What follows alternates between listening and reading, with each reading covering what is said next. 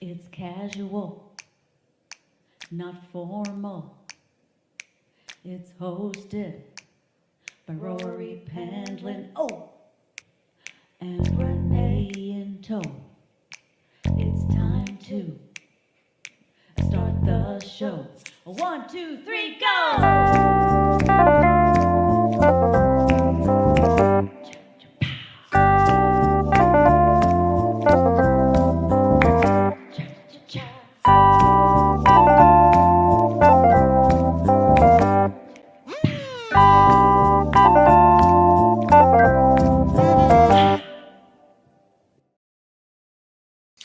Hello, welcome to another episode of It's Casual. I'm your host, Rory Penland. We have an international It's Casual tonight, or this show, I should say. Let's go ahead and say hello to our co-host and director, Renee Jaworski. Chip chip cheerio, Scotland Yard. I don't know how do you say it. I'm trying Scottish bottle. That's more UK stuff. A bottle of, I can do the glottal stop. That's it. A bottle of Scottish whiskey. That's all I can do. I was saying before the show started to our guest that I'm really looking forward to the cultural exchange here because, again, what Americans know about Scotland, we really don't know much about how life is in Scotland. We know Sean Connery. He represents pretty well. We know Mr. Scott from Star Trek, but he's not really Scottish. So we have a true blue Scotsman on our show, and my Scottish is terrible. He seems to like it, but I don't think it's perfect.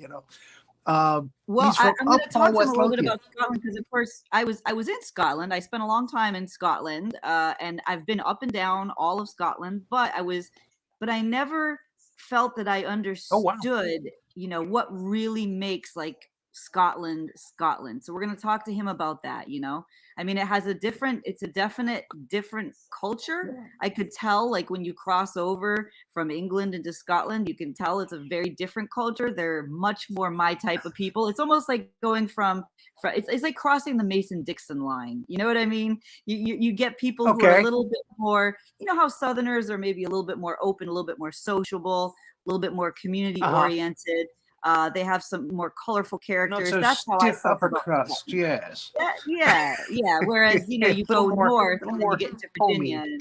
Yeah, exactly. So we'll talk to him about all of that. He'll set us straight. He'll set all of our ideas straight. Let's bring him up. He's all the way from Uphall, West Lothian, Mr. Sandy Stewart. Good evening. Good evening. Should I say, okay, the new. Yeah, it's evening here. It's late there. It's like 11 o'clock, right? At 11 p.m. just now, yeah.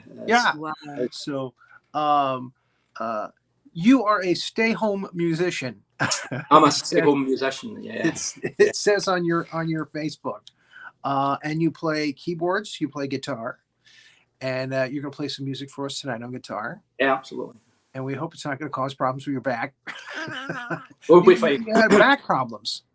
Yeah, I've had back problems now for just about over 10 years. Oh, my goodness. I'll go into a little bit of a story about it just to give you some background. I was working, I worked 30 years in the printing ink business industry, travelling throughout the UK and Europe. And it was a very stressful job. It was a demanding job and it took a lot of hours.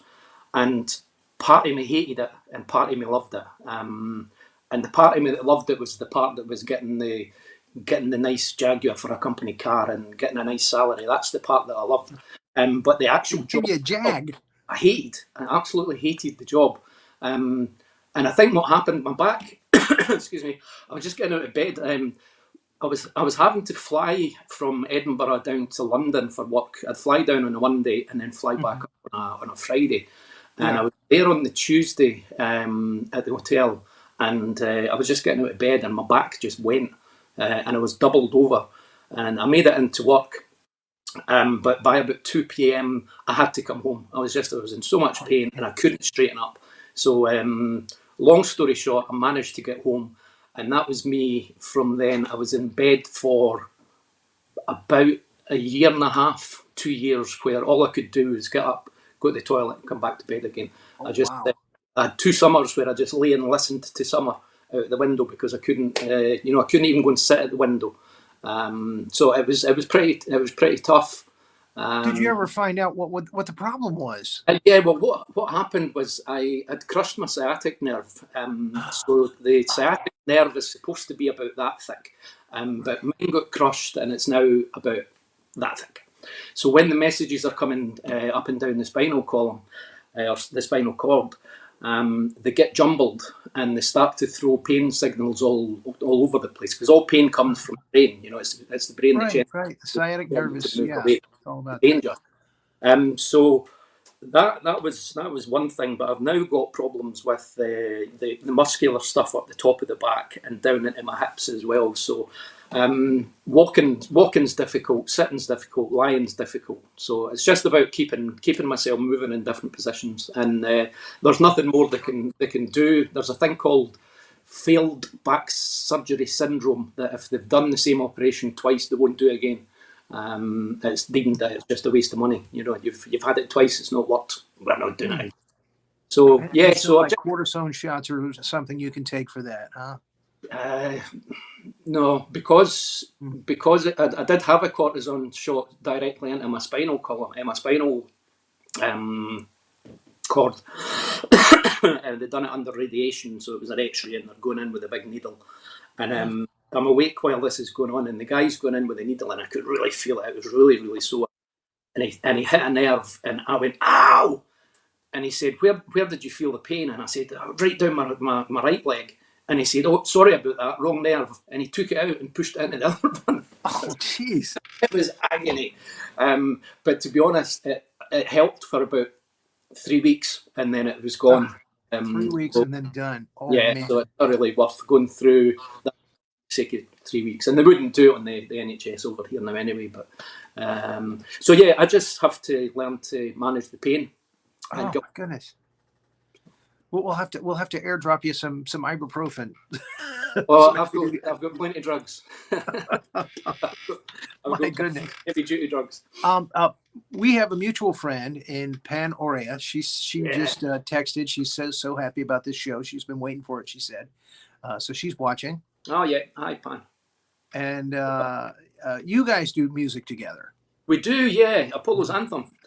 That was something that it was really weird how that started, actually. Pan had started to put poetry up, and I was reading the poetry with interest because there was a lot of it that I was kind of, it was clicking with me. I was saying, yeah, there's something about this. And then there was one in particular that she had done called "The Storm Is Coming," and I read the words, and I went to the piano and I sat, and I set the iPad to just record what it was playing. Yeah. I played it and I sang it, and I just sent it to Pan like that, and I said, "This is just an idea I've got for turning one of your poems into a song. What do you think?" And she loved it. So we were like, right, okay, how do we do this? Because we've got the Atlantic in between us. So we kind of worked out ways to make it work for us. So we that was in September last year, so we managed to record and release 2 singles by the end of the year. So we had "The Storm Is Coming" was the first one, and then I think it was about 5 weeks before Christmas. I said to Pan, we really should have a Christmas single, So I think it was the next again day she had written "Blue Christmas." So I took that and I put some words to that, and we released that 13th of December. So just in time for the Christmas. That's so the yeah, that's the day my father passed. Oh, is that? I'm sorry. It was 13th of December. Wow. Cool. Yeah. Interesting. Yeah. So it has made Blue Christmases. yeah. And that was the whole point of the song, is that it's not everybody feels like celebrating Christmas. Not everybody. Especially if there's a lot of depression around that time of the year. Exactly. Yeah. So it was kind of to a lot try of suicides. And capture that mood, that it's not a joyous time for everybody, and that it can. I think people need something. Yeah, suffering from depression. I think they resent the fact that they can't get into the Christmas spirit. Everybody else is having such a good time, enjoying the Christmas spirit and everything, and it's like I'm out here. I'm on the sideline here, You know, Yeah, and I feel like shite. exactly. Yeah, that was good Scottish. Like, yeah, And you know, it's just it's like, why can't I be happy at the happiest time of the year? You know, that kind of thing. yeah, absolutely. So, And and I think they don't Pan's realize it's chemical. You know, it's yeah, I think Pan's lyrics captured that like beautifully, oh, and beautiful piece of music as well. So yeah, that was kind of what we were all about, was trying to get beautiful lyrics. Because I mean, I write lyrics, but I write songs, and what right. Pan poetry. So taking that poetry and then turning it into music is something that's quite challenging, because you know I'm trying to use as many of Pan's original words as I can use, Yeah. without changing too much. So you know I have to concentrate on the metering down to the syllable, because you know a lot of the times I'm not able to make rhyming structures in the way that you normally would. Uh-huh. So yeah, it's challenging, but it's good because I like to challenge myself. So You know? we're going to be taking a couple of months off. I've got to get my original music recorded. I've just done a production course, so I'm better equipped now to produce my own music. Now, by original music, now you're talking about instrumental music or No, my songs. songs that you've written Yeah, with lyrics that you've written. yeah. Okay. So there's, I think, since COVID started, I think I'm sitting at about 110 songs or something like that. Oh, wow. But out of those 110, there's probably 60 that I would put onto a short list to go onto albums, and then probably 40 would make it onto the albums. But you know, it's a lot of work. You know, there's 4 albums worth of material there. That Yeah. I was about to I say love 60. That's five CDs right there. Yeah, absolutely. Yeah. I mean, I was recording and doing some production on a song that I'm going to play later. Actually, learning how to fly, and I've been playing it on guitar for so long now that I'd forgotten. It was originally a piano ballad, and I done it with a band that I was in the 80s, early 90s, and it was a piano ballad, and it was the drummer actually sang the song. Mm-hmm. So I've not been playing piano for quite a while for my own stuff. I find is that when I play on the piano, I go more towards ballads, and when I play on the guitar, I go more towards more energetic stuff. Mm-hmm. So it was really weird playing, learning how to fly on guitar again today, because I've been doing a keyboard production of it. Yeah, that's sounding fantastic. It's everything's recorded, so I just need to do a proper mix in it, master it down, and be ready to go. But I can't release that one in August. So you've got your own recording studio in your home. Yeah. Okay, you got like a room set up with all the equipment and everything. We got the spare room, kind of stripped it out. I've got my son just helped me to build a new PC, and this thing's an absolute brute. It's got 64 gig of RAM. So it's kind of NASA grade. I'm never going to run out of RAM. So this thing's a bit of a brute. So it can handle a lot of the tasks that I wasn't able to do with some complex sounds using my laptop. So I can get much deeper into sound, and you know, getting that 8D idea going on and all of that type of thing using this one. So yeah, it's a lot of fun. A lot of fun.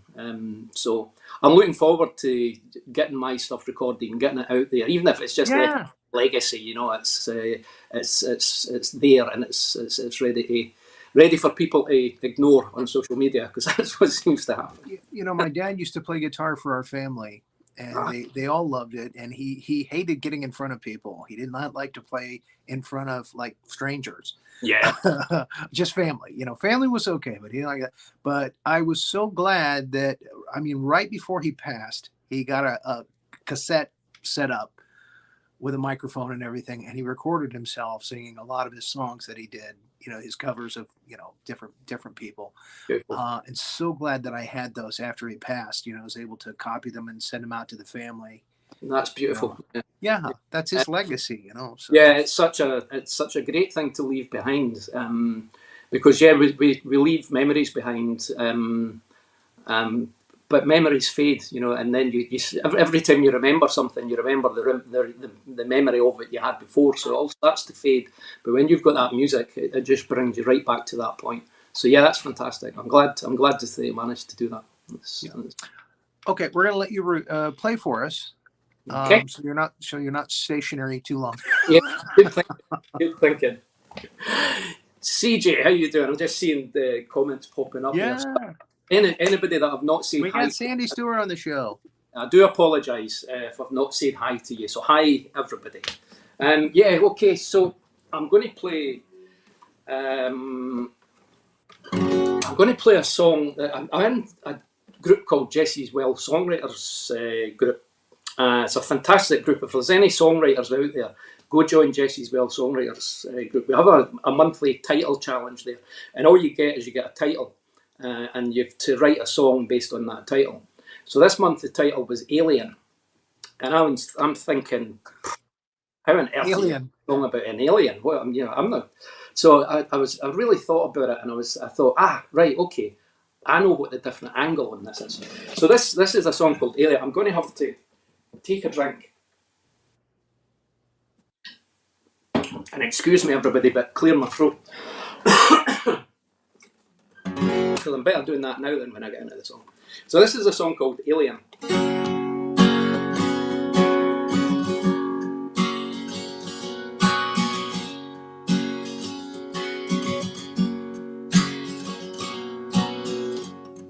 You took my hand and smiled, and I just kinda knew I had to have you for the rest of my life.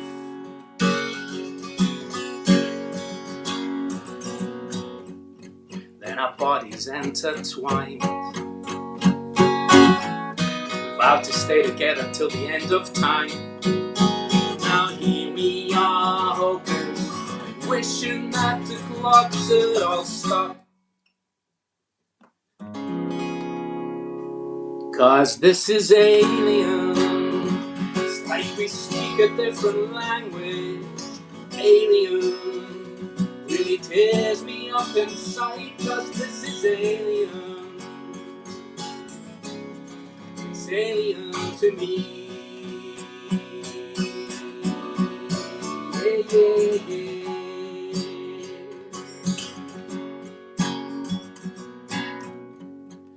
It's all about wasting time.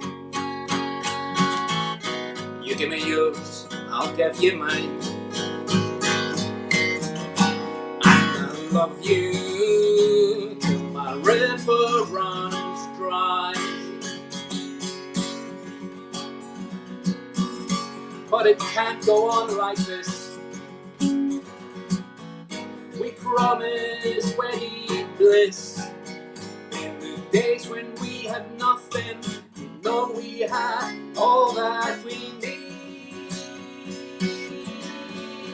Yeah, yeah, yeah.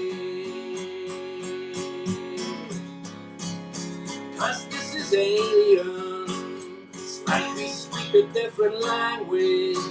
Alien really tears me up inside. 'Cause this is alien.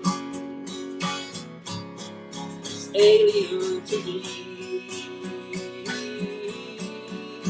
Yeah, yeah, yeah. This is all alien. I don't know you anymore. It's alien. And now you're walking out the door.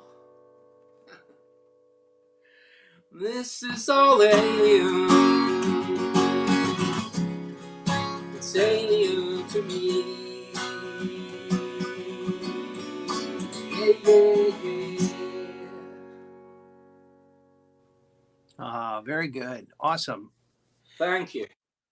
Now Uphall, West Lothian, is about 15 minutes from Edinburgh, right? It is by train, yeah. We've got great train service. Driving half an hour, so yeah, it's close. We kind of sit almost halfway in between Edinburgh and Glasgow. We're about 40 minutes from Glasgow, 30 minutes from Edinburgh. Oh, okay. And I was just going on what I saw on the internet here. It said 14 miles from, and there's a famous golf course there. At Uphull. Yeah. There's a golf course. I wouldn't say it's famous. Oh, okay. What is it about Scotland and golf? There's always golf in Scotland. That's Well, we claim to have invented it. It was actually, I believe it was the Chinese 2,000 years ago that invented it, but we claim to have invented it at St Andrews, which is an absolutely beautiful part of the world. And that's where was not the Chinese, was it? Well, that's yeah. Well, you know what? As a Scottish person, I'm going to say no. It wasn't the Chinese. I read something somewhere that the Chinese had played a very similar game kind of 2,000 years ago, but we made the rules, and we turned it into a creative sport. So yeah, golf's a big thing in Scotland. There are courses, you trip over courses, especially along the beaches, all of the links courses. So yeah, it's especially up by St Andrews. You've got the old course and the King's course and things like that up there. That's beautiful stuff. Even Donald Trump's got a couple of courses over here. He's got one. He's been losing a lot of money at those courses, though, hasn't he? Yeah. They're not thrilled. They're not thrilled with him. They're not. He built one up in Aberdeen, up that way, and there was a lot of protest, and a lot of people. Because he likes to build waterfalls in his in his golf courses. Yeah. He always has to have a waterfall on his golf course. The reason why I got to see so much of beautiful Scotland was that I cajoled a friend of mine into going all the way up to Inverness because I wanted to see the Loch Ness Monster. So we took a train and we went all the way from Oxford, England, all the way up. I don't know if you've ever been up to Inverness. It's beautiful. Yeah. Beautiful country. And then we did go to the Loch. We did not see Nessie, unfortunately, but we had a lot of merchandise. Can you weigh in on the Loch Ness Monster, please? This is a very important question that we do want to know. What do Scottish people think about Nessie? We think it's a fantastic thing for bringing tourists to the country. There you go. Sensible answer. Yeah, you know what? I don't think there have been any actual credible sightings since some very sketchy photos back in the 60s and 70s. And I think it was a kind of a thing then. But there's a guy who lives in a caravan at the side of it, and he just looks for the monster every day. He's completely offline. But he's made that his that's what he wanted to do with his life. I think he's American, actually. He came over here and decided that he was going to. Americans love Nessie. Yeah, I know he lives in a van. We love cryptozoology. He actually lives in a van. Yeah, Rory will be right back. He probably got. All right. Yeah. He'll be, but I know the guy you're talking about. Americans are absolutely fascinated by the Loch Ness Monster. And then I just finished reading Prince Harry's memoir, and he talked about the Scottish lore of sirens. So I don't know if you've heard, if you could enlighten us on the mythology behind what is it? Sirens and mermaids. They lure you in. What's that about? Yeah, you know what? My wife would be the person to talk to on that rather than me. I should have paid attention when she was telling me all about it, but my mind was kind of on music and things. I hope she's not watching. So there's the whole Celtic and Pictish thing that we had going on, in the 11th, 12th century. Times like that, like in a lot of different places in the world, we celebrated different gods, different entities, and I think a lot of it came from that side of it. But sirens and witches and all that sort of stuff, that's all quite a big part of the Scottish folklore, but it's not a part that I could confidently speak on. So. Better read up on that. I find the whole culture fascinating, and I did find it very different. Can you explain a little bit to people who haven't visited there the difference between England, Wales, Scotland has a very unique feel. It is, I was at the Lake District, and then as soon as you cross over, you get to Edinburgh, and it's a whole different. How would you describe the culture as being different, the people being different? Yeah, I think you summed it up perfectly. I think your analogy of crossing the Mason-Dixon line summed it up really, really well. The people of Scotland. Scotland is a more, and I use this word not in a political term. Scotland's a more socialist country. It's a more social country than England. We are very friendly people, and we like to look out for each other. And we kind of support the underdog, and we always want to see people achieving. We want, that's kind of built into us. And there are a lot of English people who are like that, but generally the culture in England is not so much like that. I worked in England most of my life. I always stayed in Scotland, but my work took me to England more often than not. So I've got a lot of English friends, and that's the main difference that I see is culturally. There's a lot of them are kind of like I'm okay, Jack. You go do your own thing. Whereas we're more. If somebody's got a problem, then we want to try and help them. More accommodating. Yeah. It seems like the British culture is a little more uptight. Yeah. Yeah. I mean, we tend to look at it as there should be equity in life. We all talk about equality, but equality is kind of become a male-female thing or a black-white thing or whatever. But equity goes across the globe, that people get what they need. So everybody doesn't. In equality, everybody gets the same. In equity, people get what they need. So I think that's kind of the ethos that we try and instill in our people. And I think it's kind of always been that way, because we came from clans. The whole of Scotland was all of these clans in the Highlands and in the Lowlands and all throughout, who were always at war with each other. The McDonalds were always fighting with the Campbells and all of that type of stuff. And I think just having I forgot to mention that at the beginning, Braveheart. Yeah, of course. The American take on it.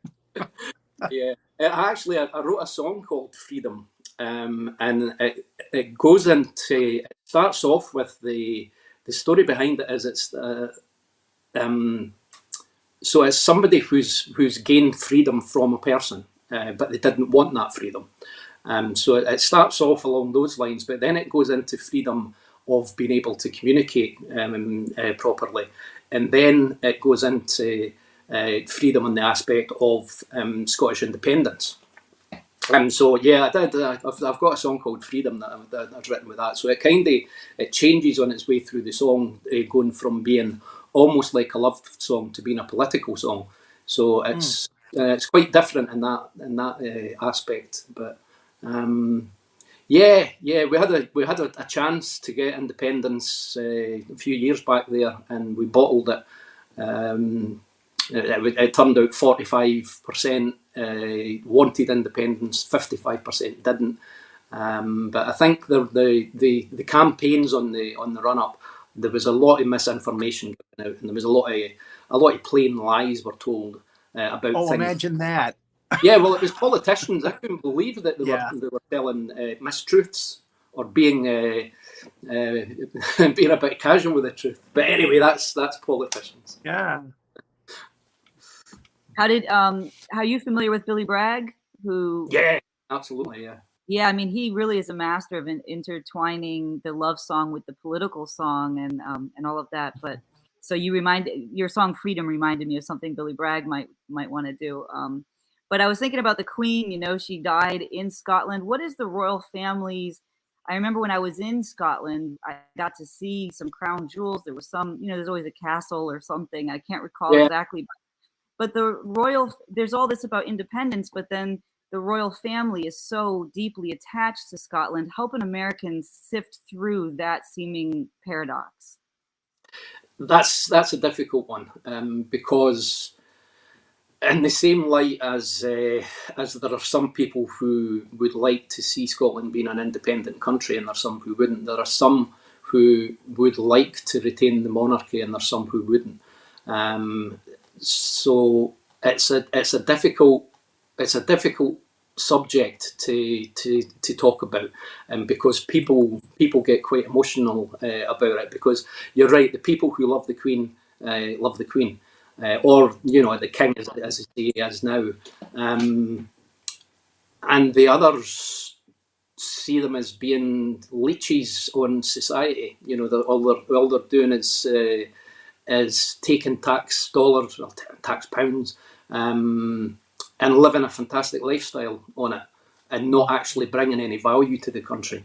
I think the days when we were conquering the world, I think it was different back then, because you kind of had to love the royal family, or else you were executed. But now that we have a choice, some love them, some don't like them quite so much. I don't know if you can work out which side of the fence I'm I'm on in this. I'm trying to dodge that one. When I went to Edinburgh with my daughter, it was all about Harry Potter at that time. She was very into Harry Potter, so we wanted to give her all the Harry Potter experience we could when we were in London and when we were in Edinburgh, where J.K. Rowling wrote the first couple of books. In the cafe there, and there's a museum there now. Did all the tours and stuff. But it was very beautiful, a very beautiful place. And again, it's a castle way up on the mountain overlooking the town. And Edinburgh's an amazing place. It's kind of I suppose a tiny bit like New York, in that you've got this dense city, and right in the middle of it you've got this big hill, Arthur's Seat, and it just doesn't fit there. It shouldn't be there. It's kind of, and then the castle further up sits and stares over the whole city. But Arthur's Seat, it looks out of place, but it's a beautiful space. It's all hills, and there's a lake. There's a small loch up there. And it's just, you go up there, you can see so far. It's just on a clear day, it's wonderful. We had taken a cab ride and got a wonderful story from a female cab driver there. She said they were very upset with J.K. Rowling at the time because she had just bulldozed a historic home to make way for a garden that she wanted at her property. So they were very upset with her, right? No. So, but we were there for a couple of days. We really enjoyed it. Again, Edinburgh is nice people. It's a beautiful city, and it's a city of two halves, because in the old town, it's all old cobbles and real old buildings and real history, and then when the new town was planned, did a competition, an architectural competition, to build the new town, because they knew that the old town was just it was creaking at the seams. It was just everybody was living on top of each other, and there was no toilet systems or anything, so it just got thrown out the window, and it became a terrible place. So they designed, I don't remember the name of the guy who won the competition, but he won the competition to design the new town. So the new town is all kind of very plush Victorian buildings. It's really a big deal. The housing there is just absolutely crazy, price wise. So you've got kind of those two sides of the city, where you've got the real old city, plus you've got the old city. But on top of that, underneath the old town, when you go up the Royal Mile, there's actually there's another old town in there. The restored part of it is called Mary Queen's Close, and you go under, and it shows Edinburgh before they built the old town, on top of what had been the original Edinburgh. So you can still go down into some of these, and it's way under. I saw some of that. Yeah. Yeah, it's amazing. You know, I did a tour where they took me down under the ground in a kind of catacombs kind of thing. Right. Okay, yeah. Below. So I think I saw a little bit of that. Yeah, that's it. Well, let's let you play some more because that's what you really want to do here, I think. That's all. You know, that's what I always share that music. Always want to do. So what I'll do is I'll play "Learning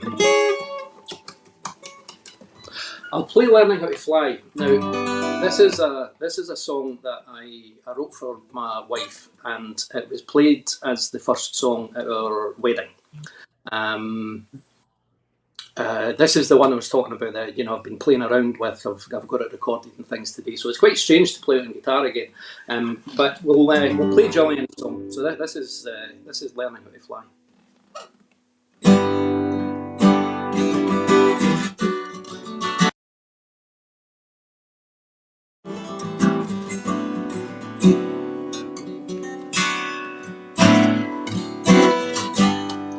There's something you should know, something I've been hiding.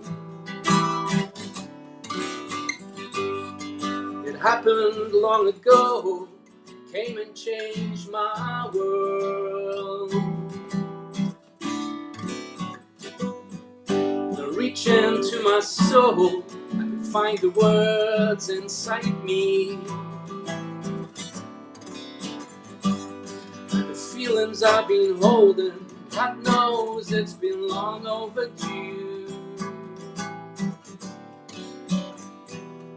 And now we're on solid ground, I found I'm learning how to fly. Learning how to fly. I found my new emotions, and I'm soaring high above the ground. And it all makes sense to me, as long as you believe in me. You believe in me. Only you can make me feel this way. Pick me up, take me down, and capture in your glow. I know I'm learning how to fly.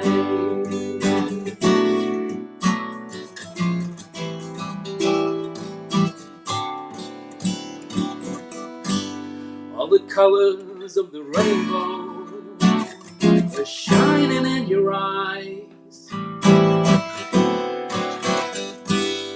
I see the stars and they tell me, show me the way, and follow on.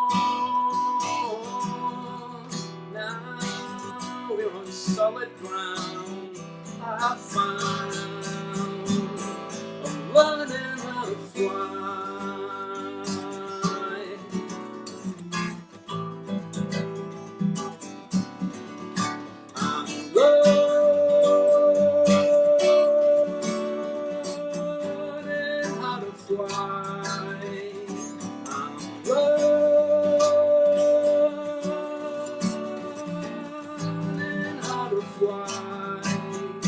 Learning how to fly.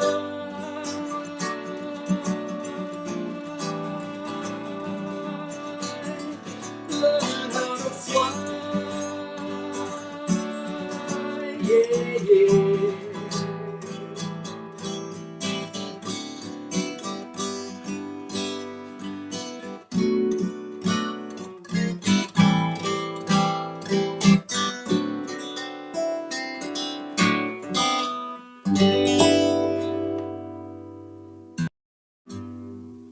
Okay, we have a message saying that Sandy and I are not doing emojis for a whole week.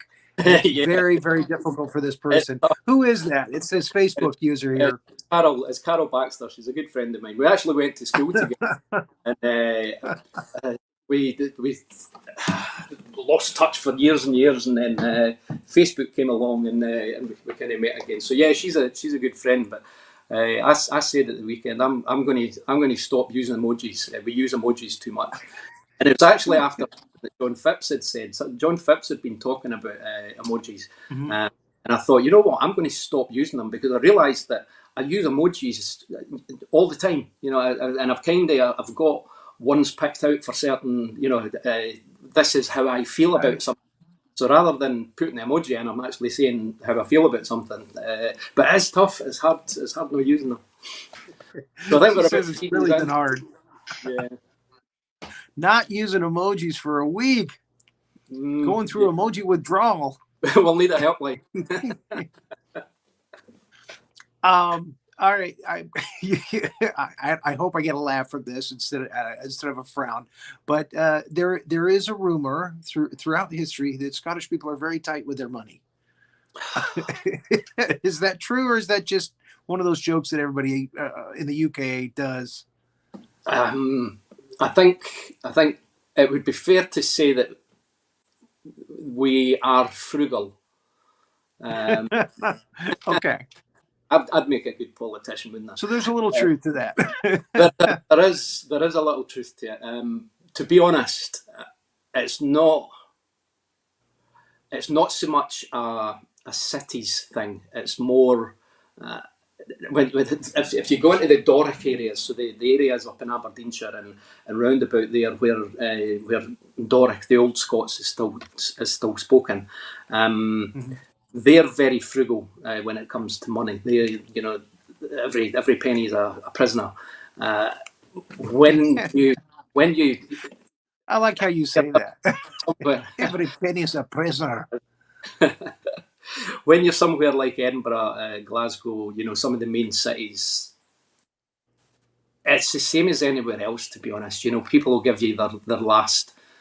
I worked for a homeless charity for a while, and I just saw so much generosity from people, you know, towards homeless people. I actually worked for a service for older people within the charity, and you know what, that was just the best job ever, because I got to go in to groups of pensioners who hadn't really mixed with people for, you know, the entire week. And, you know, we'd go and I'd play them some songs, and we'd play some games and tell some jokes, and everybody laughed. You know, everybody left with a smile on their face and had a fantastic time. And, you know, it was really soul replenishing for me every day. I had to give that job up because of my back, but that was a tricky one, because, you know, when you find the job that you love, it's tricky when you have to walk away from it, and I lose all that instant feedback, you know, that instant feedback that gives me the feels here. But yeah, I mean, we're a very, very generous people in this day and age. But when I think the time is right. Yeah. I mean, things well spent for. If you walked into a pub in Scotland and you didn't have any money, then I guarantee you somebody would buy you a pint. Absolutely guarantee you. You would not go dry. There you go. People would make sure that you've got a drink. Somebody mentioned something it's actually very.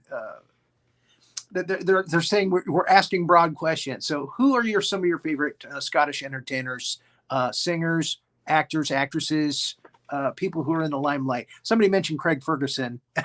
That was my question that I wanted, is do you know Craig Ferguson? Because, you know, all Scottish people know each other. But I was going to ask that. Random week reviews. I want to ask that too.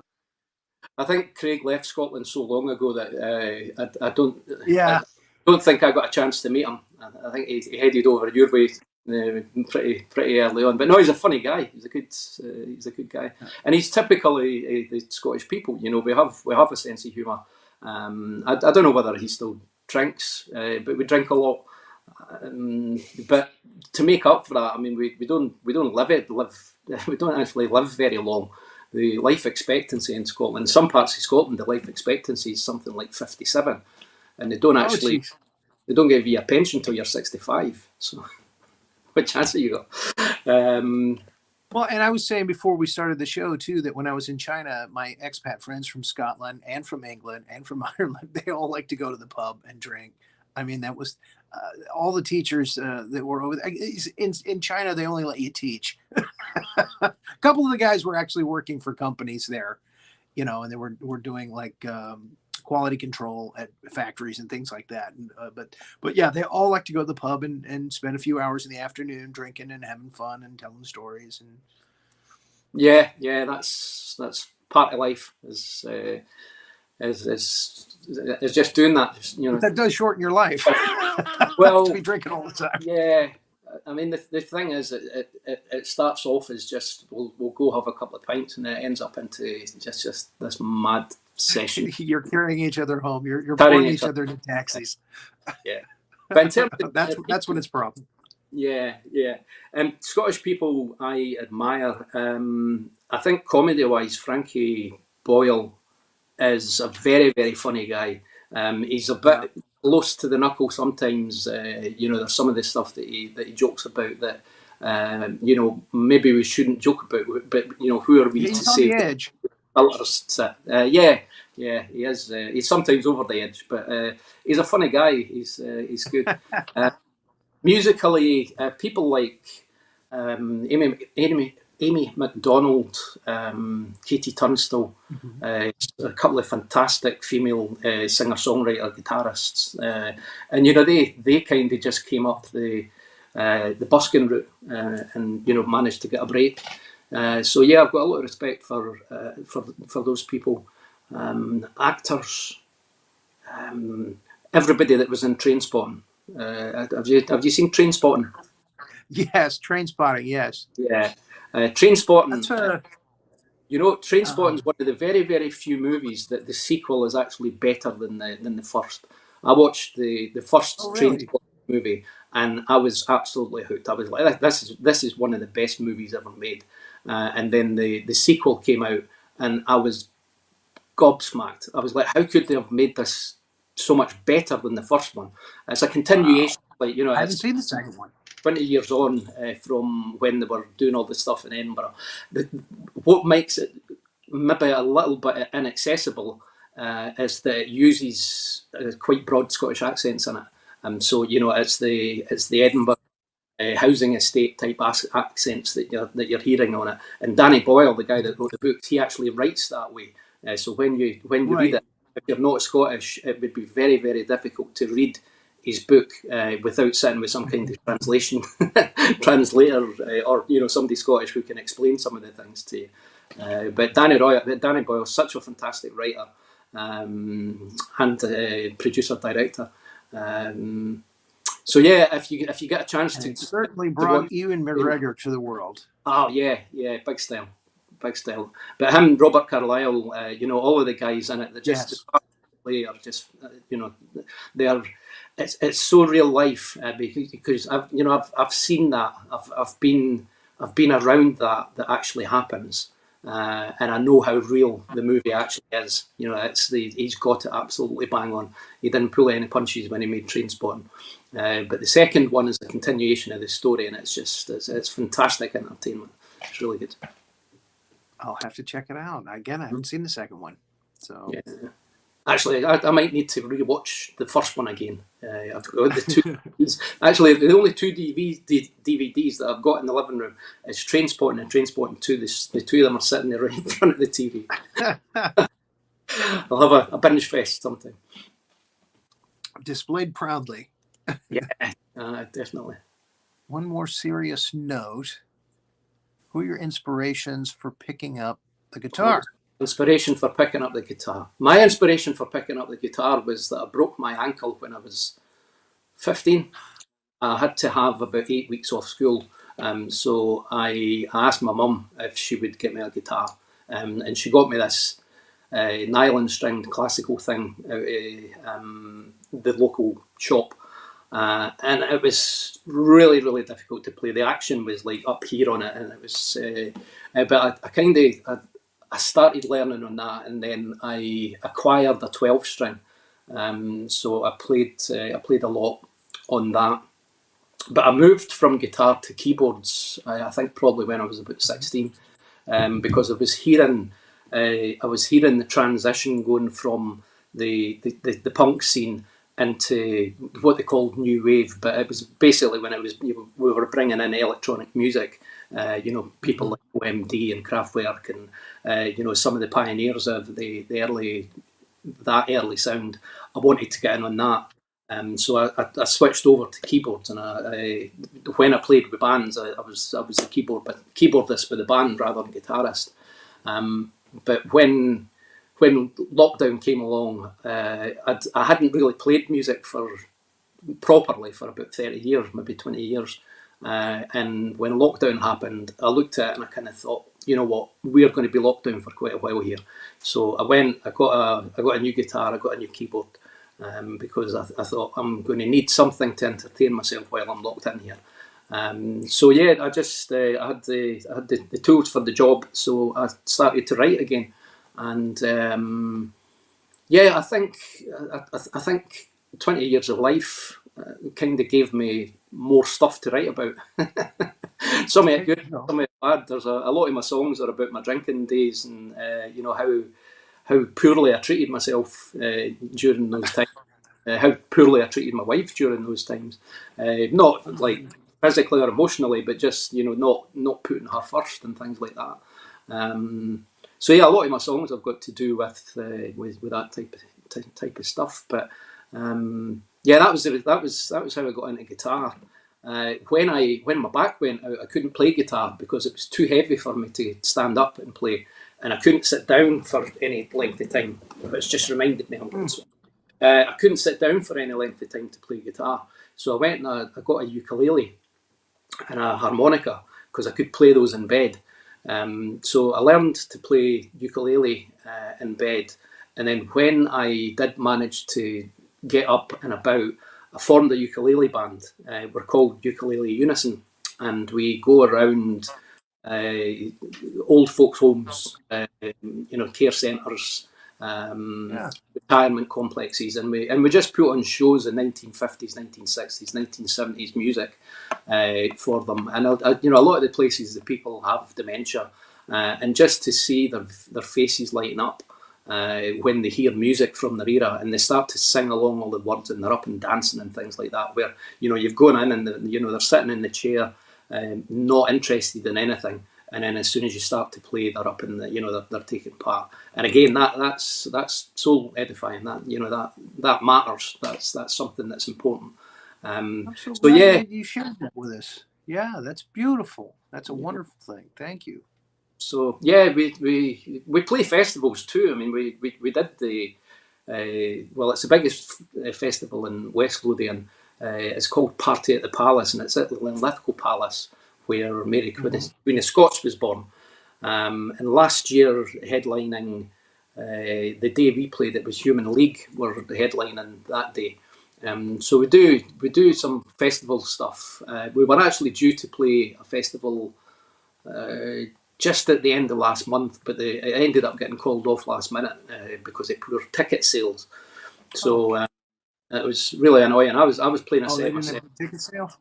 Yeah, people weren't coming out and buying tickets, which was absolutely tragic because it was £20 for a full day. There was 3 stages, music all day. There was face painters there, balloon animal people, entertainment for the whole family for £20, and kids went free.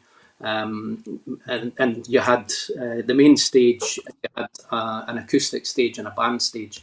And people wouldn't pay £20 for that. I'm thinking, how do you do that?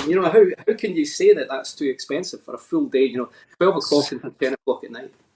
Madness. I'm laughing because somebody called you you said that the life expectancy is 57, but you were playing old folks' homes. So I guess they weren't that old. Yeah. Okay. So I'll just. But dementia had already set in. hone in a tiny bit on that. So the areas of Scotland that have the 57-year life expectancy, they're some of the most deprived areas. So areas in Glasgow, there's areas in Ayrshire, areas in Edinburgh, where the deprivation is just so severe that they don't have anything. They can't live healthy lives, and a lot of them just never work. I've actually got some friends who have never worked. They left school. They weren't able to get a job. Didn't get a job, and now they've lived their whole life on the breadline, just managing to make everyday work. So that's where the 57. Well, actually, one of the groups that I did, it was actually in Uphall, an old lady called Mary. We celebrated her 100th birthday with a special show, and the youngest person at the group was 60. So you have to be 60 to qualify to come along. So I was having to try and entertain 60-year-olds and 100-year-olds at the same time, and that's a huge gap of things that they're interested in. But Mary had grown up at a time when there was no electricity, there was no running water, and times were really properly hard. And she was such a frail looking lady, but she had 100% up here. She was still, and she could get up and she could walk about using a stick, and she got up and she danced and things. But wow, just and she died when she was 102. I think she was 2 weeks short of her 102nd birthday or something like that. So yeah, we do have old people as well. Some of them that don't hang out at the pubs make it those past 57. ones, yeah. Well, she said that was her secret. She had never drunk alcohol in her life. She had never smoked a cigarette, and she had never been with a man. How many people are saying, so what's the point? Come on, admit it. 102-year-old virgin. Yeah. Oh my goodness. My goodness me. Kept away from men. Where else will we hear about that? Jeez. Oh, man. Welcome Would to you Scotland. like to play us out with one more song? Yeah, can do. I appreciate the music. I do. This is a song called Falling. I just wrote this quite recently, and I've got no idea where it came from. I had the music, and the words just started to come out. And every songwriter says this. It came out in half an hour, and it did. But it's taken kind of 2 weeks to refine to get it to a place where I'm happy to play it. So this is a song called Falling, and make of it what you will.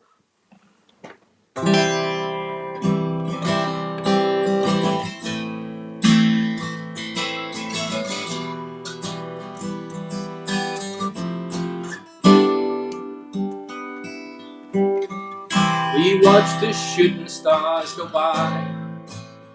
We said forever. We picked our places in the sky. Your star next to mine. The photographs and the laughs, the truth.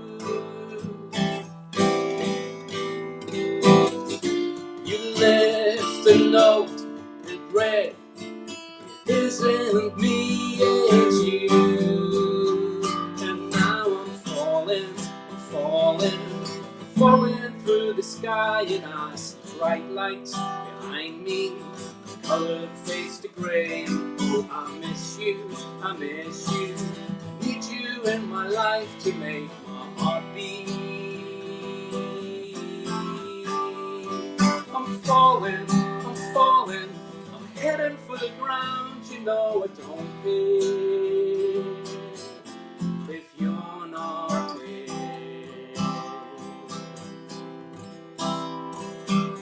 The plans we made, the things you said, was I just dreaming?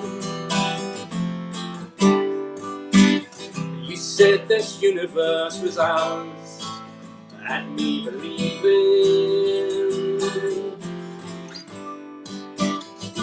And then the walls came crashing in.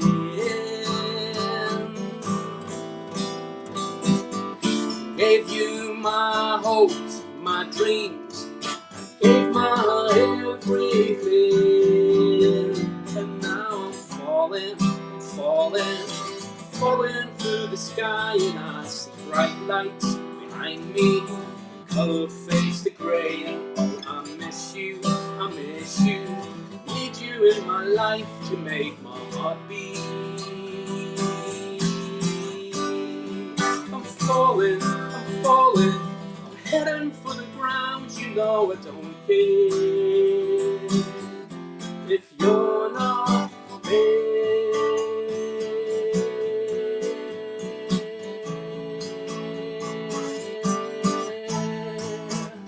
You got the power to stop me. You got the power to stop me. You got the power to stop me falling. You got the power to stop me. You got the power to stop me. You got the power to stop me falling. Yeah, but you're not there. No.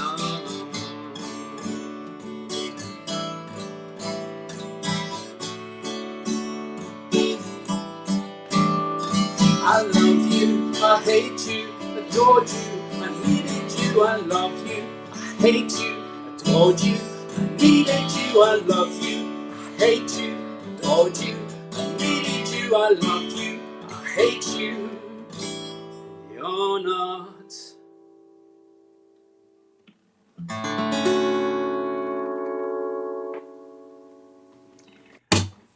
Thank you so much for that. And thank you, the viewer, for saying that It's Casual is a great show. I appreciate that. Somebody actually pointed out something that's pretty amazing.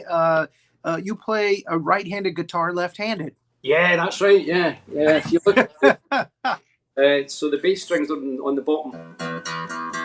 So there you go. Wow. So yeah, I had to kind of just taught yourself to do that. Turn the chords around in my head, so that the bass strings are at the bottom. It makes some of it really difficult to play. Jimi Hendrix learned this way, but then he switched these strings around because he knew that the limitations, especially for soloing, because you're trying to go over strings as opposed to over here. Right. So yeah, left-handed, right-handed guitar. I know you're a Hendrix fan by your shirt. Yeah, funny actually. I've got the TV on, and Hendrix is on doing Purple Haze as we speak, 1967. Oh my goodness! Well, thank you so much for the music, and thank you for the cultural exchange. It's been absolutely delightful. We went a couple of minutes over time as we expected. Thank you again for agreeing to come on. You know what? Thanks for the invite. It's been absolutely fantastic because I've been watching you and Renee, and kind of getting to know you guys through following you. So it's been fantastic to actually meet you. In person. We'll say. Well, yeah, we've actually chatted a little bit here and there. Thanks to Pan. Yeah, of course, yeah. So we were actually again overjoyed to find out you would come on the show. That was so nice as we expected. Yeah, it's been fantastic. I've really enjoyed it. And yeah, anything you want me to come along to, give me a shout. Okay, thank you so much, Renee. Thank you. As always. Thank you so much. Nessie is real. That's what people keep saying. Yeah. All right. Keep the dream alive. Keep the dream alive. That's right. Yeah, love it. All right, thank you. Have a great night, everybody.